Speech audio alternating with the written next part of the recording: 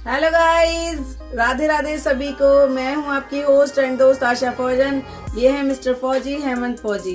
तो जय हिंद। जय हिंद सभी को। तो आज हम आपके लिए लेकर आ गए एक और न्यू वीडियो। आई होप सभी अच्छे होंगे और हम भी बहुत अच्छे हैं। तो आज का जो वीडियो होने वाला है वो होने वाला है एलटीसी के ऊपर, क्योंकि बहुत सारे लोगों के कमेंट आ रहे थे कि मैम एलटीसी का क्या रहेगा, ट्रेनिंग में जाने वाले हैं अभी, क्या हमें एलटीसी का बेनिफिट मिलेगा नहीं मिलेगा। पहले मैं आपको एलटीसी की फुल फॉर्म बता देती हूँ, लीव ट्रेवल कंसेशन। तो ये सारी फैसिलिटीज जो है मिलिट्री पैरामिलिट्री वाले बंदों को मिलती है। तो इसी के बारे में आज हम लोग डिस्कस करने वाले हैं। तो चलते हैं फौजी साहब की तरफ। फौजी साहब आपको सब कुछ बताने वाले हैं, चलिए बताइए। जय हिंद दोस्तों, कैसे हो सभी? आशा करता हूँ आप सब बढ़िया होंगे। मैं भी अच्छा हूँ।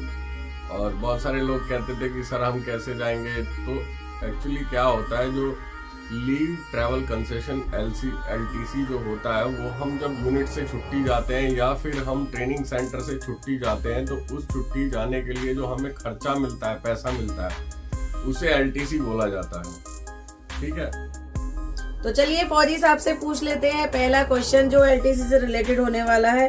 तो एलटीसी क्या होता है, एलटीसी का जो एलिजिबिलिटी क्राइटेरिया है वो क्या होता है, आज फौजी साहब बताएंगे। तो बताइए। एलटीसी का मतलब होता है लीव ट्रैवल कंसेशन, जो कि हम यूनिट या फिर ट्रेनिंग सेंटर से अपने घर पे छुट्टी जाते हैं, उसके लिए हमें पैसा मिलता है, पर साल मिलता है। और यदि हम बैचलर रहते हैं तो 60 साल तक मिलता है, और फैमिली मेंबर रहते हैं तो उसका एक अलग रूल होता है। तो जो फैमिली मेंबर होते हैं उनको 8 साल तक शुरू के लगातार मिलता है एलटीसी, फैमिली के लिए, होम टाउन के लिए। बाकी वो 8 साल के बाद 2-2 साल में कन्वर्ट होके चलता है। अच्छा, फिर नेक्स्ट क्वेश्चन पूछ लेते हैं। तो बहुत सारे लोग, आप लोग ये भी पूछोगे, कुछ लोग फैमिली वाले रहेंगे, कुछ बैचलर रहेंगे। तो बैचलर भी एलिजिबल रहेंगे एलटीसी के लिए या फिर फैमिली मेंबर्स रहेंगे, इसको थोड़ा डिफरेंशिएट करके बताएं। जो बैचलर होते हैं उनको हर साल ले सकते हैं। ठीक है, 60 साल की आपकी नौकरी, आप 60 साल तक ले सकते हैं यदि आप बैचलर हैं तो। और फैमिली मेंबर जो होते हैं, वो फैमिली मेंबर सिर्फ स्टार्टिंग के 8 साल तक लगातार ले पाएंगे। उसके बाद वो लोग क्या करेंगे, हर 2 साल बाद उनको एलटीसी मिलेगा। ठीक है, वो भी होम टाउन का। तो चलिए नेक्स्ट क्वेश्चन की तरफ चलते हैं। आई होप अभी तक आपको सारी चीजें क्लियर हो गई होंगी। तो हम पूछ लेते हैं नेक्स्ट क्वेश्चन।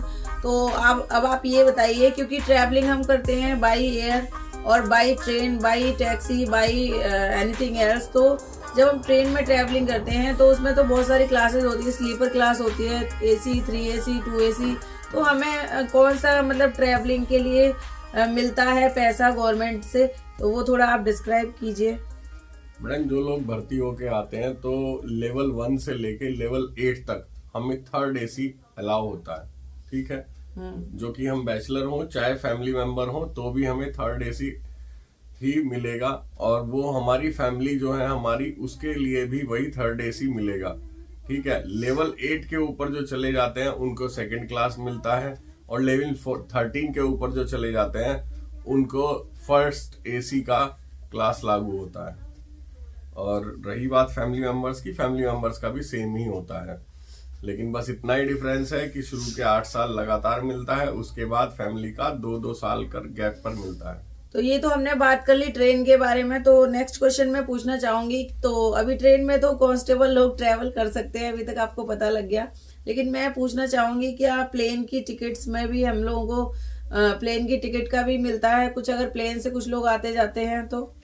हम प्लेन से जो सफर करते हैं उसमें कांस्टेबल्स को लागू नहीं होता है प्लेन्स का टिकट, लेकिन फिर भी कुछ हम जहाँ पे मिजोरम हो गया या फिर और नागालैंड की साइड के एरिया हो गए, इन जगहों पे जहाँ तक ट्रेन नहीं पहुँचती है, वहाँ पर जाने के लिए हमें ट्रेन और फ्लाइट दोनों का भी इस्तेमाल करना पड़ता है। तो ऐसी स्थिति में गवर्नमेंट क्या करती है, आपको जो फ्लाइट का सबसे कम सस्ता किराया होगा वो प्रोवाइड करा देगी। इतना ही होता है एक 3rd AC का और इतना ही होता है एक फ्लाइट का।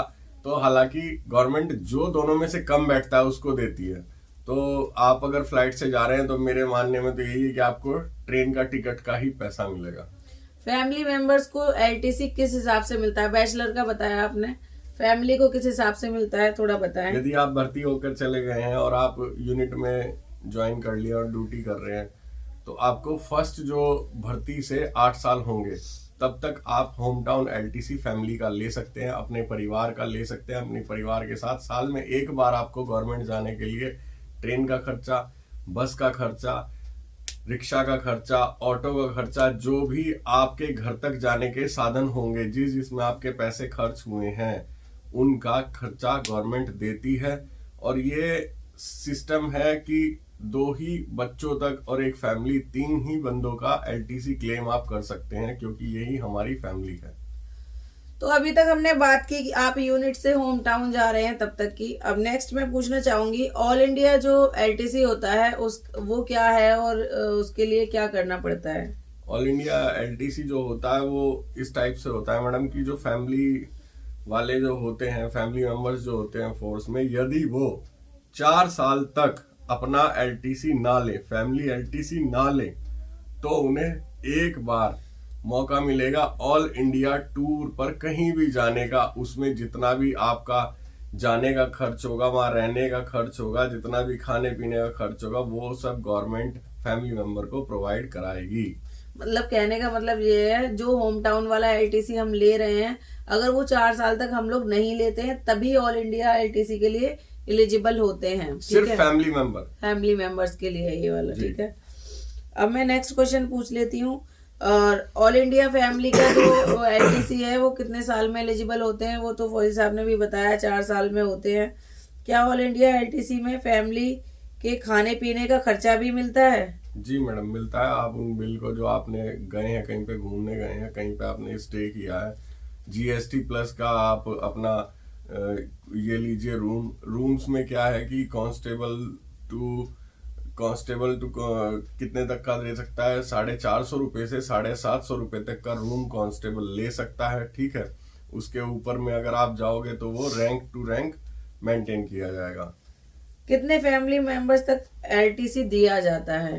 वही जो मैंने पहले बताया मैडम कि हमारे 2 ही बच्चे तक हम LTC ले सकते हैं। मान लीजिए मेरे किसी के 3 बच्चे होते हैं, किसी के 4 बच्चे होते हैं, तो हम क्या है कि जब हम यहाँ भर्ती होते हैं और फिर हमारी शादी हो जाती है, बच्चे हो जाते हैं, उनके जो हम अपनी सर्विस बुक में उनका रिकॉर्ड मेंटेन कराते हैं, तो वो सिर्फ 2 ही बच्चों का मिलता है।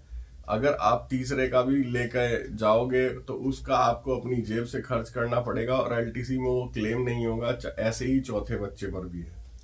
तो आई होप LTC का अभी सारा कुछ आप लोगों को क्लियर हो चुका है गाइस। LTC के बारे में सारे पॉइंट्स हमने डिस्कस कर लिए हैं, तो आई होप सब कुछ समझ आया होगा आपको।